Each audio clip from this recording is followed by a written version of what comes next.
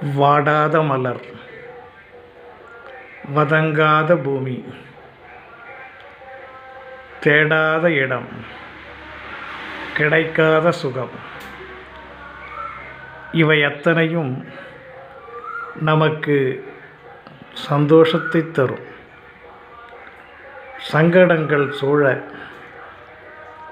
வெறுப்பும் வேதனையும் பெருக வாழுகின்ற வாழ்க்கையிலே நிம்மதி என்பது இல்லை.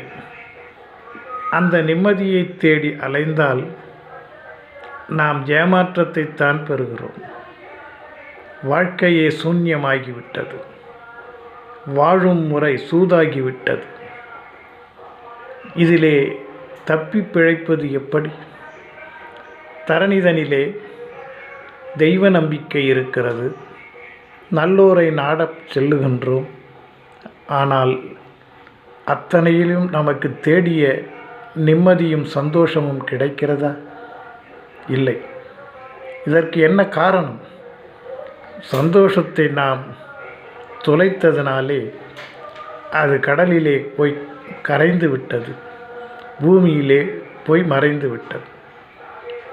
தேவையற்ற விஷயங்களிலே தலையிடுவதாலே தொந்தரவுகள் நிறைந்து விட்டது. இதுதான் வாழ்க்கை. இந்த வாழ்க்கையிலிருந்து மீள்வதற்கு நாம் செய்ய வேண்டிய ஒரே காரியம், ஆசை என்ற ஒரு கருவியை தூக்கி எறிந்துவிட வேண்டும். சில நேரங்களில் மோகம் என்ற கருவியை நாம் அறவே அகற்றிவிட வேண்டும்.